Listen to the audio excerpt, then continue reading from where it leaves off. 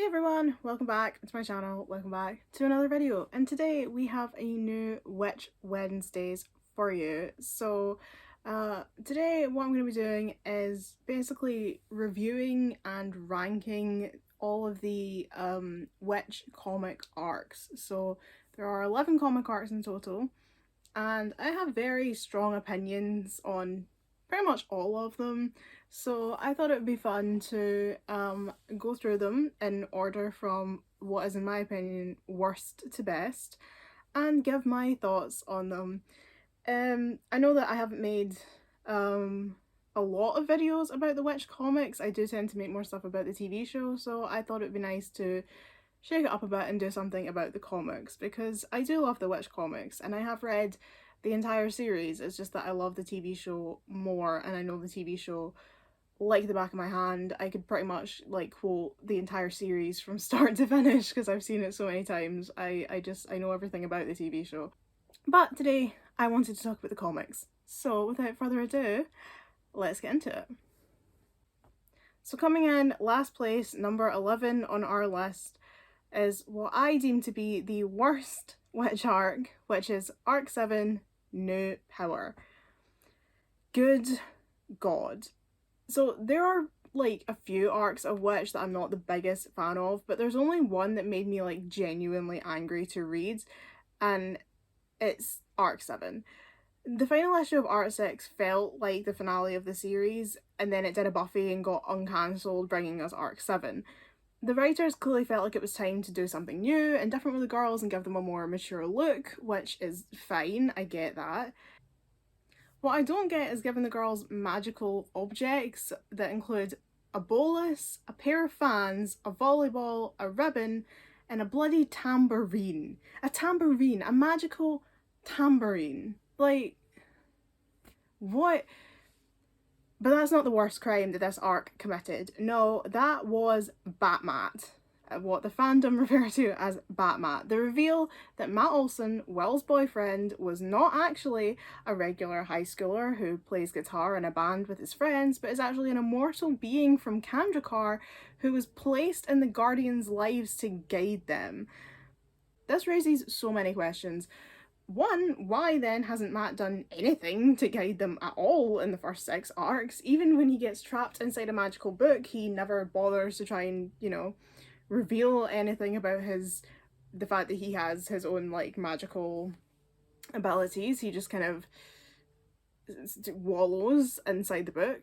2, who are his parents and his grandfather that we see frequently but can't be related to him if he's an immortal being who's like 1,000,000 years old. And 3, why has this never been mentioned before? Why has it taken 7 arcs for us to find out that Matt, a character that we've grown to know and, well, I'm sure some people love by this point in the series, is actually someone completely different? Like, why has this never been mentioned? Especially when it contradicts so much. And that's the part that it really bugs me, is the fact that just canonically that cannot be true. Like, that can't be the case, because we've seen way too much of Matt, and he can't have been from Kandrakar because, like I say, he has parents, he has grandparents, he's quite obviously a regular high schooler. This just contradicts everything that we've seen so far. All this aside though, the real problem is how drastically Matt's personality changes at this point. He becomes a total arsehole. And watching Will's heart repeatedly be broken by this guy that she thought she loved is just absolutely horrible. It's a horrible thing to have to witness. He treats her like shit, and it sucks. Not to mention the fact that he is, once again, 1,000,000 years old, and he's dating a 14-year-old child. You better get your ukulele out, Matt, because you've got some explaining to do. The entire arc is hideous and I hate it, and I just refuse to accept that it ever happened. Arc 7 is non-canon in my opinion, and honestly it might as well be true since the idea that Matt is an immortal being from Kandrakar is dropped in the later arcs, and he just goes back to being a regular teenager in a band, and he has his parents come back into the picture and his grandfather, and basically everything to do with him being from Kandrakar is never mentioned again. I can't remember if it was, I think it's still mentioned in Arc 8, but I'm pretty sure from Arc 9 onwards this was never referenced again, and by Arc 11 he was back to being just like a regular boyfriend. So Who even knows? Also in this arc, Susan Vandam has a baby and names him William after Will, which just causes a nightmare for Will because Dean's family keep referring to the baby as Will, even though Will is her name, and Susan is an idiot for thinking that that was a good idea. On the plus side, Dark Mother is a cool villain, and the Elemental Queens were an interesting idea. The idea that Dark Mother is actually like Demeter, the Greek goddess of harvest, so that's quite an interesting idea overall, honestly. But that's the only good thing I can say about this arc. That Dark Mother is cool and the Elemental Queens were interesting. Everything else about this arc is awful, and I would like to forget that it ever existed. Thank you very much. Like, I mean, in terms of new power itself, like the actual transformation, I can take it or leave it. I think some of them, I think Hey Lynn's outfit looks really good. Will's outfit is kind of nice, but on the whole, I just prefer the original Guardian look, and I prefer them not to have silly pink magical tambourines. So I can accept new power as their transformation for the last 5 arcs, but I still would rather that this entire arc just hadn't happened. Okay, number 10 on this list, and number 10 in general, because this is Arc 10, Ladies versus Witch. Arcs 9 and 10 are very similar, but Arc 9 just manages to edge ahead of this absolute dumpster fire in my eyes. Arc 9 and 10 were where the writers dropped the kind of overarching plots, major villains, anything that actually would constitute this being like a magical girl series, and just made a bunch of self-contained slice of life stories that had occasional magic thrown in when they felt like it. Arc 10 is worse though in my opinion because it has the ladies, and when I say that out loud it just makes me think of the misses from A Wrinkle in Time, the worst movie I've ever seen with my own eyes. But anyway, so the ladies are these 3 sisters which are the primary villains of this arc, even though they only appear in 3 issues, 1 issue for each sister. It's to give the illusion that there's a plot going on here, but there isn't. The ladies are Lady Crash, who has power over cars, Lady Giga, who has power over energy and is also a singer in some kind of bizarre parody of Lady Gaga, and Lady Chemical, who can absorb others' magical abilities. I had no idea what that name was supposed to represent until someone in the Witch Discord pointed out that it's probably supposed to be chemical. Chemical. I'd never made that connection. That's how bad that is. But yeah, the arc sucks, the ladies suck. They're terrible villains, they're not interesting. I don't know why Lady Gaga is involved. And even the other issues unrelated to the ladies are boring or drudgy or overly like sweet and cheesy, and I just hate it. And also there's like more Matt and Will relationship drama towards the ends of the arc because we're just never allowed to be free of Matt and Will's relationship drama in the comics. It runs on for the entire 11 arcs and it's just so unnecessary, and by this point I was just so done with it. So yeah, arc 10, not an arc that I enjoy. Again, keeping with the arcs and ranking on the lists being the same thing, we have coming in at 9th place, Arc 9, 100% Witch. Arc 9 is also self-contained slice of life issues with no plot to speak of. It's also the longest arc of all for some ungodly reason. Even so, it's slightly better than Arc 10 because some of the issues in here are actually quite good. I love the runics. Nashter is my boy, and if you ask me, Will would have been better off with him than Matt. I will die on that hill. Willster, I don't know what the ship name is, but I will die on that hill. The world of Nun Boreal is really interesting, this place where the Guardians are famous and have people like cosplaying as them and stuff. I thought that was a really interesting idea. I also think that Nyla was a pretty cool villain. She has this loom of fate, which is an idea borrowed from like Greco-Roman mythology about the fates weaving everyone's like destiny in a loom. So that was pretty cool. It does have some absolute clunkers of issues though, like the issue about the Shark King, the magical moms issue where they just like get all the moms together to have tea, which is just so like teeth rottingly sweet, and I just ugh, no. Or the issue with where they meet Santa Claus, like the actual real Santa Claus, because that's a thing that exists in this world, and like I can take that in the Librarians, I can't take that in Witch. Just no. Arc 9 isn't unbearable. It can be fun at times. It's just not what I'm reading Witch for. It's not what I came to this series for, and when you've read through arcs that have like such strong storytelling, such good plotting, such really strong villains, and then you get to an arc like this which just doesn't bother doing any of that, it's just not what Witch was supposed to be about, and I don't really know why the writers decided to go down that path in the first place, but there we go. At number 8 on our list, we have Arc 8, Teach to be Witch. So, when I was creating this, I debated whether to rank Arc 8 higher or lower than Arc 9 for about 10 straight minutes sitting in front of my laptop writing the script. The truth is, I really hate this arc.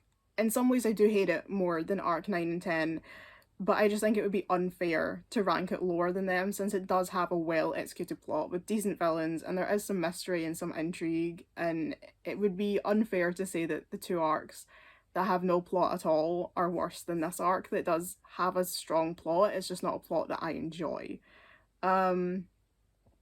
New Power obviously had a plot, but New Power, as I said, makes me genuinely angry and I hate it, so it goes in last place regardless. But yeah, I couldn't really in good conscience rank Teach to be Witch lower than the other two arcs that came after it because it's not worse than them. I just don't like it. But let's get into what it is. So the best part of this arc is definitely the storyline with Takeda, who is a scientist and the CEO of an organization called Takashita Inc. He wants to destroy all magic because his daughter Mariko is trapped in this place called the Fast World, and Takeda recruits Mariko's boyfriend Liam to help. But Liam ends up kidnapping Will's little brother William, and then when the Guardians go to rescue him, they become trapped in the Fast World and encounter the ruler, who is named White Queen, and she's trying to kill the Black Queen, who it turns out is actually Mariko. The Guardians manage to escape the Fast World, but White Queen manages to escape with them, so then they have to battle her. Meanwhile, Takeda's plan is foiled by his other daughter, Shinobu, and he ends up giving up his vendetta against magic and just like going and returning to his family, and he just resolves his issues and leaves the plot. That's all a good story. That's decent. I'm on board with that. The problem is the other part of the arc, the one that's actually in the title, because you might notice that nothing about what I just said relates to the title Teach to be Witch. This is the other part of the plot, which involves Witch being given a magical bus by Yan Lin, which they then have to drive around and pick up magical kids so that they can teach them how to master their abilities. It's awful. What's even worse of this for me is that this was a fan fiction that I wrote before this arc came out. It's in a denim notebook in my drawer. I would go and get it for you, but I can't be arsed having to move all the stuff out the way to get it. But genuinely, I have a notebook, it's really thick, it's got a denim cover on it with a pocket, and I wrote inside it a fan fiction back in like early 2008, of this idea about girls having this magical bus that was bigger on the inside. They all have their own rooms and they drive around solving like magical mysteries, sort of like some kind of Scooby-Doo like thing but with Witch. Caleb and Blanc are also on board because obviously it's a TV show fanfic because it's me. To say I was stunned when Arc 8 released later in 2008 and that was the actual plot is an understatement. Like, because even when I wrote the fanfic, it was just a kind of silly fun idea. It was never, like, I never would have thought that that could be something that would be canon in the Witch series. But no, the writers clearly thought this was genius and they went ahead and did it, and I, to this day, cannot believe that that's a real thing that happened. Now, look, I admit that I might be biased because I'm not really fond of children. I'm not the maternal type. I am not one who spends a lot of time around children. But this entire Teach to be Witch storyline just sucked. Like, the actual kids that come along on this journey are very irritating. I remember there's one called, like, Sondra, and I swear that they named her after Sondra from the TV show. And she's just a right pain. And, like, everyone's like, oh my god, this kid's so annoying. And I'm like, yeah, she is. It's almost as if, like, it would have been more fun to write a story about someone who's not the most annoying child in the world. So yeah, the Takeda plot and the White Queen plot is interesting. And it is a strong plot, I'll give it that. But the entire arc is bogged down by the magical bus, teach all the magical children thing. And I'm not even sure where these magical children are coming from, to be quite honest, because, like, most of the time in Witch, there are exceptions, but most of the time in Witch, people on Earth aren't magic. People on Earth don't tend to have magic. The Guardians got given magic, you know what I mean? But then all of a sudden there's all these like magical children in the world that need to be taught how to like use their powers, and there is no explanation as to why there's suddenly so many magical children and like where they go. What do they do with their magic? We don't know. None of that ever really gets addressed. So for me, that's just a really, really bad plot line. And if we just left the entire arc on the Takeda storyline, it probably would have been really good. I don't know why they had to go down the magical bus track, because yeah, it's really bad and really cringe. Honestly, that's the thing. That is it. It's cringe. It makes me embarrassed. It makes, yeah, it's too cringe. That's the problem. It's cringe. Moving on to number 7 on our ranking is Arc 3, A Crisis on Both Worlds. And oh god, do I have some stuff to say about this arc. The arc that was sponsored by Autism Speaks. Okay, not really, but it should have been. So this arc tries to fit 3 separate stories into one arc, and it just doesn't work. There's not enough time to cover all of the arcs that they want, like all of the storylines they want to fit into this one arc. They simply do not have enough pages. And by trying to do 3 arcs at, like, by trying to do 3 storylines in one arc, all they really do is like nothing. To be honest, they do nothing.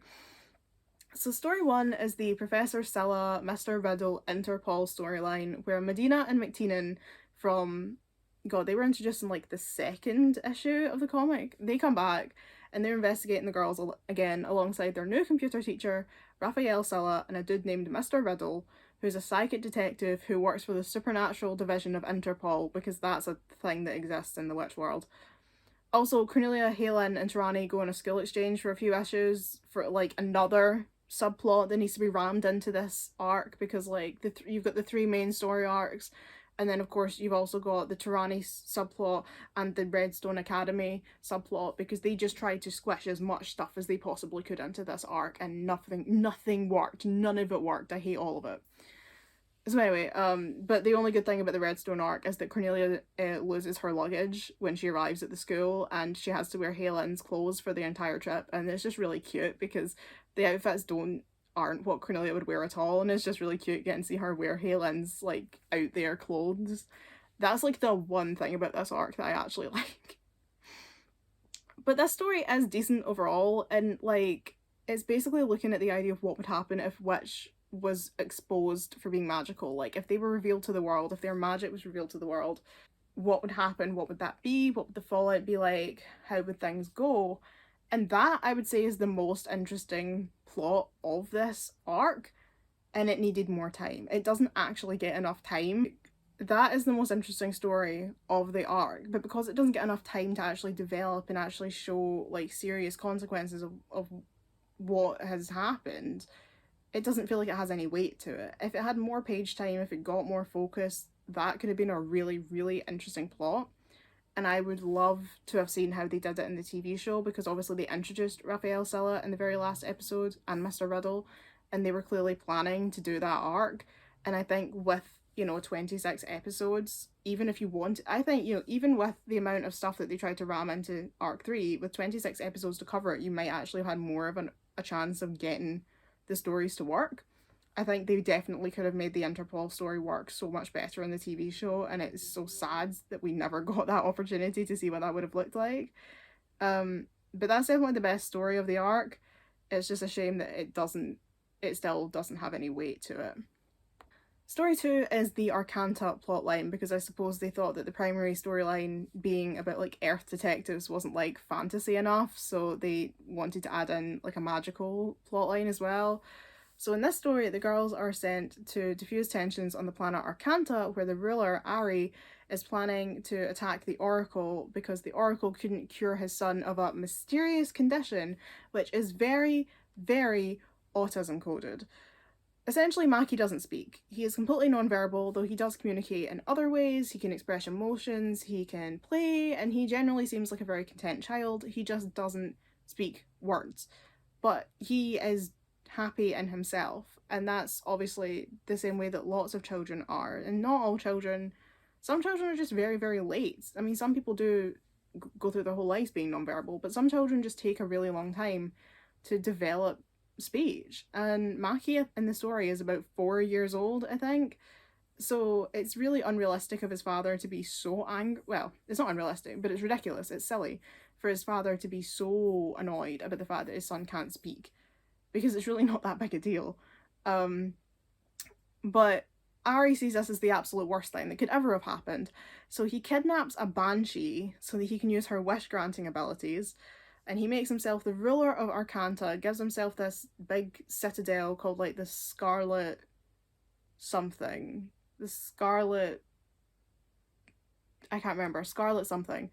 To live in. And he wishes that his son could have everything he would ever desire to make him happy, in the hopes that somehow this will like make Maki speak. And it doesn't, because Maki, the reason that Maki's non-verbal has got nothing to do with how happy he is. He's perfectly happy, he just doesn't speak. So Ari keeps pleading for the Oracle's help, but the Oracle refuses because he says that's not the point of an Oracle or Kandrakar. He's not like a genie, he's not supposed to like grant wishes. His job is to like oversee the universe and like keep the balance of power and peace and stop wars. It's not really supposed to be to interfere in personal matters of someone's child being non-verbal. So because of that, Ari declares war on Kandrakar and makes Yua, who he wished into eternal servitude, to like make him so powerful that he could take on the Oracle. And the Guardians end up having to fight Ari and they defeat him and free Yua, but then Yua kidnaps Maki as punishment for Ari keeping her locked up all this time, and it's a whole mess. This storyline probably could have been saved if anyone, at any point, ever brought up the fact that Maki not being able to speak is not an illness to be cured. But they don't. It's always that they can't cure Maki, or that they won't cure him because it's not their, like, it's not in their remit to cure him. It's never that they shouldn't cure him because he's not ill. It's just who he is. And he's a perfectly happy child. He can learn to communicate in other ways, and so can you. You can learn to communicate with him in other ways. He doesn't need to learn to speak so that you can speak to him. You should learn to speak to him in the way that he can communicate, not the other way around. Use sign language, use Makaton, use visual cues, something. Like, there are other ways to communicate with a non-verbal child. Loads of parents do it all over the world. Stop trying to magically cure your child of autism, Prince Ari. Jesus Christ. I think the idea of a guy kidnaps a banshee to cure his son of an illness, and when she can't, he asks the Oracle, but then he won't cure him either, so the guy declares war on Kandrakar, using his eternal banshee servant as magic fuel, is actually a really good plot. Like, don't get me wrong, I think that, on paper, sounds really good and interesting. The problem is that Maki's illness is basically autism. If his illness had actually been killing him, if he'd been dying, then it might have made sense. If Ari had been so desperate to save his son, and the Oracle said, like, oh, I can't step in because that's not my role, you know, if that was the case, then I should be curing everyone of illness, you know, I should be going to Earth and curing everyone in all the hospitals, you know, saying, like, it's not my job to interfere with the balance of life and death, and then you are being like, it's, like, beyond my power to cure someone of a terminal illness, that's not what my magic is for. If they'd done that, and Ari's so desperate because his son's going to die that he, like, lost his senses and declared war on Kandrakar, that would have made sense. That would have been really interesting. But it's not. Not being able to speak is not an issue that you should be tearing the universe apart for. And I can only hope that if this was adapted into the show for season 3, that they would have tried to fix it. I like the idea, and I think it can work. It's just not the way that they wrote it. Also, I think having this storyline and the Interpol storyline running concurrently was a bad idea, as it just meant neither story got fleshed out as well as it could have. I really would have loved to see how the TV show dealt with the Arcanta plotline. I think they could have really fixed it and made it a really good story if you just change why Maki is ill, what he's ill with, and change Ari's reason for trying to fix him. Make it something that he actually needs cured for the benefit of his life, rather than something that his dad thinks he should be cured of. Or at the very least, at least have the Guardians point out to him that he doesn't need to cure his son of this. The fact that no one ever does that in the comic is a big part of why this arc has left such a bad taste in so many people's mouths, and lots of people say the same thing. I've spoken to so many people over the years, not even in the same conversations. This comes up a lot in the Discord. Someone new will join and be like, hey, did anyone else think that like arc 3 was really bad because it seems as if the dad's trying to cure his kid of autism? And they won't have had anyone comment this before. They've come in with this off the top of their head, and everyone who reads this arc for the first time or rereads it from years ago comes back and says this arc was actually really gross to read because it just reads like autism speaks, and that they're trying to cure autism. So it's, yeah, that storyline I think could work, but you need to stop, you need to take the autism coding out of it, or at the very least you need to have someone call them out for it because it's gross. Okay, moving on. So story 3 in this arc, because we're still not done, is the rogue astral drops. So basically, over the course of the past 2 and a bit arcs, the Guardians have been creating astral drops whenever they need to go to do Guardian things, so that their parents won't wonder where they are. And what they didn't realise is that the astral drops have proper emotions and memories and are getting more and more pissed off about being sent back into the abyss when the girls are done with them. So they rebel and they run amok. And again, this is actually a good story idea, but it only lasts for the final 3 issues of a already very, very busy arc. So it doesn't get enough time to do. And not only that, I think this one probably does kind of work, like, over the course of the 3 issues. They kind of do resolve it very quickly, but again, it just means that the last 3 issues of the arc don't, like, they could have used those issues to get more out of the other 2 storylines, the Arcanta and the Interpol storyline, but they dropped them to do the Astral Drop storyline, and it just, it, no, Anyway, there's also a 4th story, which is more of a subplot where Tarani decides to quit being a guardian after the Oracle cured her eyesight without her consent. Obviously, having poor eyesight poses many disadvantages in life, and the Oracle thought that he was doing Tarani a favour by fixing it, but the problem is that he didn't ask her permission before he did it. So Tarani only discovered that she had fixed eyesight when she took her glasses off and found that she could see without them. And regardless of your intentions, altering someone's body without their consent is just not acceptable. Unless they're unconscious and requiring life-saving surgery and you are in the position, you know, you're a doctor or a paramedic or someone who knows their stuff and you can administer a life-saving surgery to this person, you have no right to be making changes to anyone else's body without their permission. Even cutting someone's hair without their permission is legally considered assault in many places. You can get done for assault for cutting off someone's hair without permission.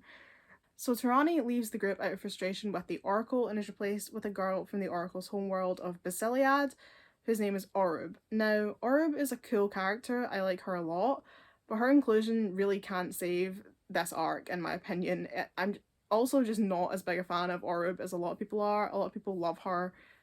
There are people who consider her like the best character in the series. I like her, but I'm not like an Orub obsessor, so she can't save this arc for me personally.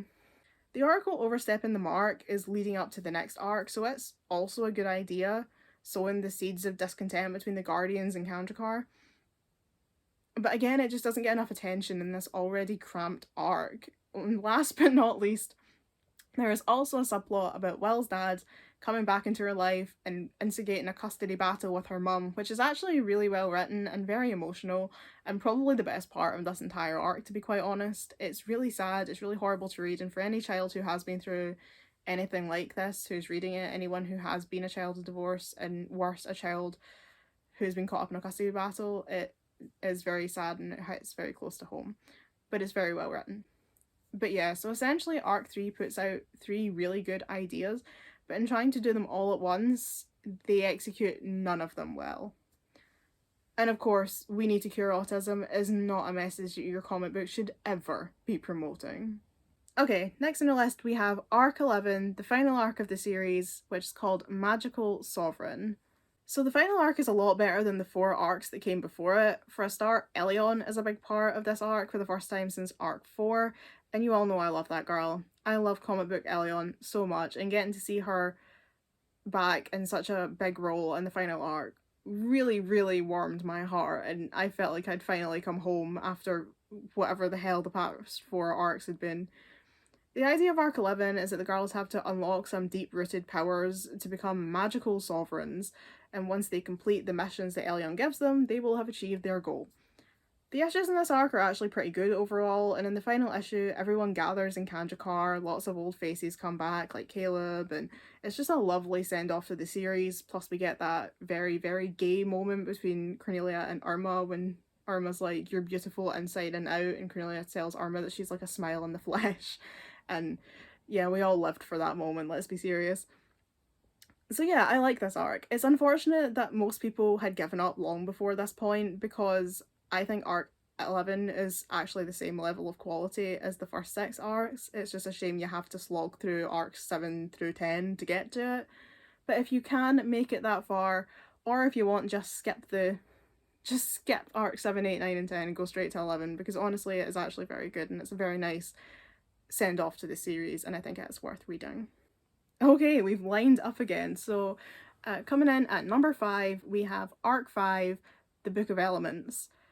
Arc 5 has some interesting ideas. The main villain, Jonathan Ludmore, is a well-crafted antagonist, being from Metamur and having been sent to Earth by Phobos to open the 12 portals, which explains how the entire first arc came to be, which was really nice. Also bringing Cedric back as an antagonist was a great idea. That said, I don't really care for his redemption arc and his romance with Orub personally. I just don't really care about Cedric as a character. I know so many people adore him, people want to marry Cedric, people are absolutely obsessed with his relationship with Orub. I know, but I just don't have any interest in him. And I do believe that comic Cedric had a more realistic chance of redeeming himself than TV Cedric, who I truly do not feel has a single cell of goodness in his body, snake or human. But even so, I just wasn't really invested in it, and I wasn't particularly sad when he died. I find this whole storyline a bit meh, to be honest. I am so sorry. I know some of you are going to hate me for that, but that's my opinion! There's also a lot of Matt-related shenanigans in this arc that become kind of hard to believe following the revelations of Arc 7, but if you pretend that Arc 7 never happened, like I do, it's a lot easier to swallow. So Matt becomes trapped in the Book of Elements, a book created by Jonathan Ludmore, and the girls have to work with Cedric to free him. They have to solve riddles to track down elemental stones and then fight these elemental guards to open the book, but then they all get trapped inside the book along with Matt and Cedric and Orub and Ludmore himself. And this is actually a pretty good story and I enjoy it, and it's the main reason this arc is as high as it is. This is what puts this arc at number 5 in this list, is this pretty decent storyline. However, this arc is very bogged down by the subplot involving the Jensen Dance Academy. So this dude named Kevin Jensen shows up in Heatherfield and opens up a dance school, and Tarani starts taking classes, and for some reason this dominates a significant amount of page time and it is very, very boring. Sheila, Jensen's daughter, is a cool character and I like her as a friend for Tarani. I could absolutely get on the Tara, I don't know, what are we calling it? Tara Sheila bandwagon. There are people who ship Tara and Sheila, and I could get on that. Luke is alright, he's a bit meh, he doesn't really do anything, but he's there. But the actual dance school stuff is just nothing, and it causes this huge rift in Tarani and Nigel's relationship, which is difficult to watch, honestly. He's so unreasonable about the whole thing, and it turns him from this sweet, supportive guy into a total dickhead, and it just doesn't fit the character that we know of Nigel to be so unsupportive of Tarani. He's basically just mad that she's spending a lot of time at the dance school, and it's like, can you not just be happy for her that she's doing something that she enjoys? But no, he can't. As is the way with witch comic boyfriends, they all start out nice and turn into dickheads. That's how it always goes with everyone pretty much that isn't Eric. So Arc 5 is alright overall. Ludmore is a really good villain and the story is solid, and I know that a lot of people enjoy the Cedric and Orb storyline, but it's not a great arc. It's pretty much the definition of mid, and god, if I could just never see the Jensen Dance Academy again, it would be too soon, because it is the worst. Coming in at number 4, we have Arc 6, Ragorlang. So a lot of people don't like this arc at all, and I do get it, but I actually really enjoy it. I think the concept is interesting, even if it could have been better executed, as is so often the case with things in these comics. but it does have issues. I won't pretend otherwise. The biggest issue is definitely the continuation of the Jensen Dance Academy nonsense. In this arc, all the witch girls have decided to join the academy, which A, detracts from the fact that it was Tarani's thing and showcased the fact that she loved dancing and she was talented at it. You know, her being a great dancer isn't a unique trait anymore because all the girls are great dancers. So once again, Tarani has been shafted into the background of her own storyline, which just sucks because Tarani deserves so much better. And B, it also detracts from the actual plot of the arc, which is so much more interesting than the girls practicing for dance shows all the time. The only good thing that came out of the Jensen Dance Academy plot in this arc is that so there was a teacher, I think her name was Laura, and she died, and it was sad, and it made Helen sad, and it was quite a nice bit of storytelling. But I mean, the fact that I'm like the best thing that came out of this storyline was a girl dying is not really great when you think about it. But on to the main plot. So Eric has moved out of town for reasons, and before Helen completely forgets that he exists altogether, she goes to visit him and meets a couple named Carl and Tekla Ibsen. So Carl tells Helen the story about a creature named the Ragorlang that absorbs the thoughts, voices, and sounds of its victims. And it turns out that the Ragorlang are actually real when one of them attacks Helen. The Guardians discover that Tekla is controlling the Ragorlang to drain the local teenagers of their youth and use it to keep her young. I still don't really know why Carl thought it was a good idea to tell someone about this when Tekla was behind the whole thing, but there we go. Just revealing all your secrets, Carl. Carl. The girls manage to defeat Tekla and her Ragorlang, but she's still alive, she's just old and frail, so she recruits Erin Payton, who's this magical teenager, and she brainwashes her into believing that the Guardians are the Ragorlang and that they are the reason that her brother Kader is missing. Erin uses her magic to turn the girls against each other, and she holds Irma hostage, but then she relents when she realizes that the Guardians actually want to help her find Kader and that they aren't behind his disappearance. Tekla ends up regaining power, and a Ragorlang hunter named Edward Faulkner has to take her down, but then he ends up absorbing the Ragorlang power and becoming the supreme Ragorlang. And the girls end up defeating him and sealing him in a box, and Carl and Tekla are allowed to live on Kandrakar after apologizing for their mistakes.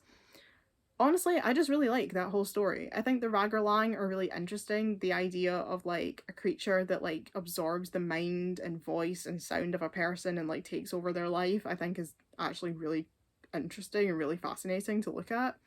My only criticism is that we don't see them do more. I want to see them like really cause trouble. You know, I think if the show had adapted them, it would have been so much more interesting, and I think they would have been more threatening, more engaging to watch, and that's what I would have really loved to see, was just them being a bigger, more kind of terrifying threat. Tekla as well has proper motivations. She's not just evil for the sake of being evil, you know, she wants to stay young, and I mean, don't we all? And I really like Erin and Kader. I think Erin's a really nice character. I actually really enjoyed her storyline. Kader kind of had a bit of a thing with Irma, if I remember right, that I weirdly enjoyed. I mean, I know I always think of Irma as being a lesbian, but there was something about Irma and Kader that was quite sweet. And I would have kept them along for later arcs, because I actually, as side characters go in Witch, they are definitely towards the top of my list. And then, of course, we have Edward Faulkner, who, you know, we always love a guy that you think you can trust and that's trying to help you actually turns out to only want the power for himself. Like, that's always a great twist. So, yeah, and this arc also gave us a lot of Helen page time, and she had a big role in the plot, which is great because Helen deserved more, like, page time because she is such a great character. She deserved a bit more of a focus because, you know, Wells always at the forefront because she's the leader. Cornelia has had her whole Caleb nonsense. Tarani has her stupid dance school. To be fair, Irma doesn't really have anything, but it was Helen's turn to get to be at the front of the narrative, you know? Yeah, I really like Art 6 and I'll defend it with my life. Okay, number 3, the third best arc of the series, we have Arc 4, Trial of the Oracle. Political intrigue probably doesn't sound like the most interesting storyline for a magical girl comic, but oh boy, it really is. This is such a good arc. So the arc begins with the Oracle being put on trial in Kandrakar for a variety of decisions he made during Arc 3, including wiping everyone's memory of the Guardians after they were revealed to the world. Indarno, another member of the council, finds the Oracle guilty of his crimes and banishes him back to his homeworld, where he becomes known by his real name, Hemerish. So Indarno takes over as the Oracle and quickly reveals himself to be a tyrannical ruler. He tells everyone that Elion is dangerous and unfit to rule Metamor and asks the Guardians to arrest her. Since the girls obviously don't want to do that, they bring Elion to Earth and have her live in Mrs. Rudolph's old house along with Orub. And this is so great because we only ever got one issue of the comic where Elion lived on Earth with the girls and we saw them interacting as normal teenagers, and it was the very first issue. It's so nice to get to see Elion just being a regular teenager again. She's one of my favourite characters in the comics, and having her be such a big player in this arc is one of the main reasons I love it so much. Yan Lin has her suspicions about Indarno since he's acting very out of character. It's eventually revealed that he's actually Phobos disguised as Indarno because Phobos has used this kind of body switch spell, so he's in Indarno's body and Indarno is stuck in his body inside the Tower of Mists where Phobos was imprisoned after the end of Arc 1. So using his position as the Oracle, he can now dethrone his sister. Elion ends up locked in the Tower of Mist with the real Indarno, and Orub has to go to Basiliad to get Hemerish back. I have no idea how you pronounce Basiliad, like, properly. That's the way I've always pronounced it since I started reading the comics. I've always pronounced it that way. Do let me know in the comics how you pronounce it, because I don't think we've ever got an official statement on that. I will always pronounce it Basiliad. Anyway, Hemerish returned to Kandrakar and exposed Phobos. Cedric was imprisoned in the Tower of Mists, and Phobos, who had truly had enough of being defeated by teenage girls at this point, just yeeted himself into the void. Ultimately, Hemerish decided that one singular leader was not an effective way to rule Kandrakar, and he declared Yan Lin and Indarno his equals, forming the Triumvirate of Kandrakar. This is a great arc. We get to see more of Orub, Elion is back, Phobos returns as the main villain, just reminding us all that he was always best boy.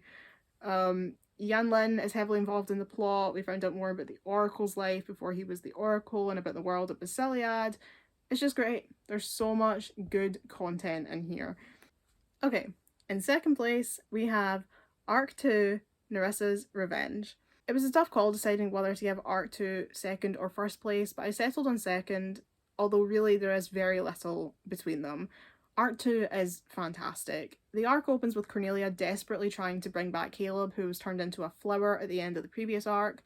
And this is like a 3-part mini arc that is just wonderful. Luba creates a changeling creature which can take the form of the Guardians, and Cornelia is tricked into believing that the creature is well, so she gives it a hug, and then at which point it merges with Cornelia. And from this, Cornelia absorbs the power of all 5 Guardians and then uses it to resurrect Caleb. And Luba arrives to arrest both Cornelia and Caleb because she thinks it's like an abomination that Caleb has got human form. And then they're brought to Kandrakar for a trial, and the whole thing is just so good. In fairness, I do think that it makes Cornelia look bad in some ways, because it does make her seem just incredibly obsessed with her boyfriend, and like, I mean, people talk about Cornelia in the TV show being obsessed with Caleb, but it's got nothing on comic Cornelia. Comic Cornelia was absolutely obsessed with Caleb. And I do think when you're reading it, there is times when I'm like, I just really want to like shake her and be like, life is more than your boyfriend. But I get it, because like, as far as she's concerned, he's pretty much dead. Like, he's been turned into a flower, he's not coming back. She's grieving, and grief makes everyone act in strange ways, so I get it. And I think her actual like development through this arc, and like, you know, when she does get all the powers and she does manage to bring him back, and then they have to go to Kandrakar and like state their case, it's actually like really fantastic for her character. It's really, really good to watch. And as a Cornelia is my favorite character, so it obviously really works for me because I love her. And it's also really interesting getting to see the girls, because the girls keep going to like Cornelia's apartment and she won't let them in, she won't talk to them, and we get to see each of them like reacting to this. Like, Irma gets really mad, Helen's just kind of sad that like Cornelia won't talk to them, Tarani's trying to like keep the peace and try and keep the group together because they're all fracturing now, because like they've not got a common goal anymore, because at this point they don't have anything ready and to fight, like anything evil to fight. and Cornelia's not talking to them, so it kind of causes this big rift in the group, and then watching them like all come back together and like band together to support Cornelia is really beautiful. These 3 issues are some of my favourite of the entire series.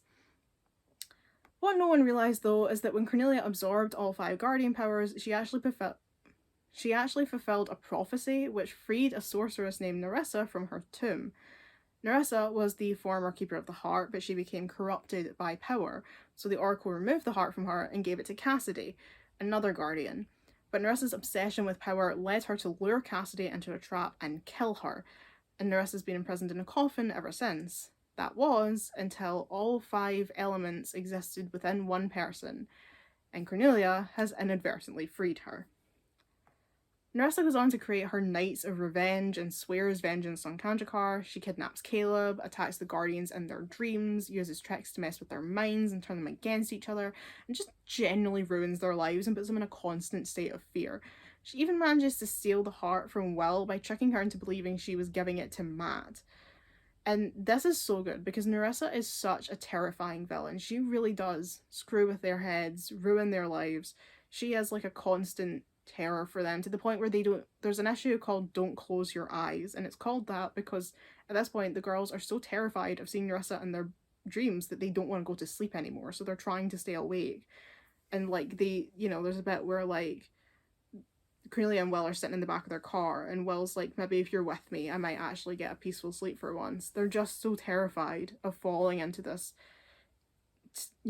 despair in their dreams where this woman just won't let them live, that they won't even go to sleep anymore. They are in a constant state of fear. And I think Nerissa's the only villain that ever really was so oppressive and like such a constant threat to the girls. She was, in my opinion, the scariest and the best villain of the entire series. Nerissa, yeah, I will defend that Nerissa was the best villain in all of Witch. So the Guardians have to track down their surviving former Guardian, Cadma, and then she helps them discover more about the other Guardians, Halinor and Cassidy. Cassidy ends up coming to Will from beyond the grave and presents her with a copy of the heart that she can use to stop Nerissa. Nerissa ends up going on to create a world where Kandrakar doesn't exist, and she traps all the girls in it, and the girls can't remember that they were Guardians, and Cornelia has to like try and get everyone to remember, but they can't. So then she manages to bring everyone back to the real world using her love for Caleb. It's a whole thing. And Nerissa's defeated and there's much rejoicing. And then the arc ends with Cornelia and Caleb's incredibly dramatic breakup, which is not really a particularly good thing. It's a very nice issue, but it's infuriating to read because the Cornelia and Caleb breakup was so unnecessary. But anyway, honestly, this arc is just fantastic in every way. From Nerissa being, like I say, the best villain of the entire series through her sheer ruthlessness, lack of empathy, psychotic rage.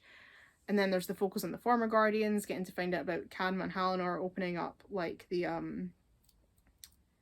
Rising Star Foundation, I forgot its name. The whole thing about them having to, they go to the observatory to ask like Eric's father to help them identify this star, which turns out to be the star of Cassidy, and she's like been living in the heavens watching over the girls all this time. Cornelia's mini arc is amazing. The girls all banding together to stop Will's mum moving them back to Fadden Hills. That's a subplot that goes on. It's just wonderful. It's a fantastic arc. It is so close to being perfect, but I just could not quite put it ahead of our final entry, number 1 in this list, which is of course Arc 1, The 12 Portals. I still truly believe the best issues of this series were the first 6, which were written by the original creators. After Arc 6, there was a dispute with Disney which caused the original team to leave the project altogether, and there's quite a stark difference between issue 6, Illusions and Lies, and issue 7, One Day You'll Meet Him. Issue 7 introduces Caleb, retcons Elion into being Cornelia's best friend, and puts Elion back on the path to becoming good. And whilst I'll always mourn what could have been if the rest of the arc was written by the original creators and they've been allowed to finish it with their own vision, I still love what we actually got more than any other arc of this series.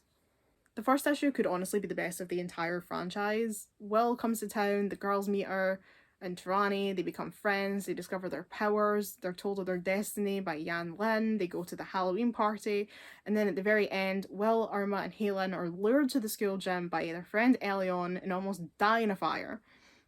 And as it turns out, Elion is the true heir to the throne of the planet Metamor and has been convinced to return to her homeworld by the prince's right-hand man Cedric, and spends the next 5 issues trying to murder her friends. She leads them into a trap in her old home, she kidnaps Tarani and holds her prisoner in Meridian, she poses as Will's swimming instructor, all just trying to kill them. Cornelia ends up deciding to go to Meridian to speak to Elion, where she discovers that there's also a rebellion led by Caleb, a boy that she's been dreaming about for months. Elion eventually realizes that her brother is a tyrant and moves to join the Guardians and the rebels in taking him down. Along the way, the Guardians meet people who have had their lives destroyed by Phobos, such as Elias Van Dal, who was trapped in a painting, and Daltar, whose family were turned into roses in the palace garden. But what really makes this arc special is the girls themselves and the dynamic that builds between them, from their determination to rescue Tarani, who they've only known for a few weeks, to Will and Cornelia's feud over the leadership, to Cornelia and Elion's friendship, Will slowly realising that she has true friends at last. It's just an absolutely beautiful 12 issues. Everything was better in arc 1. The plotting, the characterization, the tone, the atmosphere, it was perfect.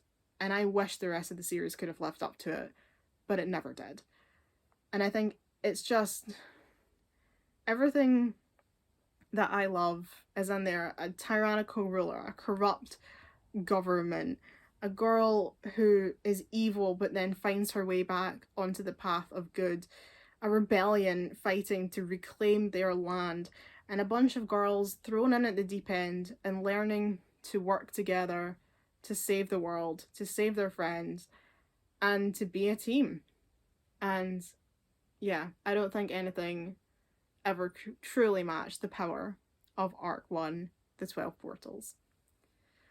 So that's it. That's my definitive ranking of all 11 Witch comic arcs. I hope you enjoyed it. Please let me know in the comments below what your favourite arcs are and tell me how badly wrong I am, because I'm sure there are people who think that my ranking is so off. So leave me your ranking, your opinions in the comments below, and I will see you in the next one. Bye everyone!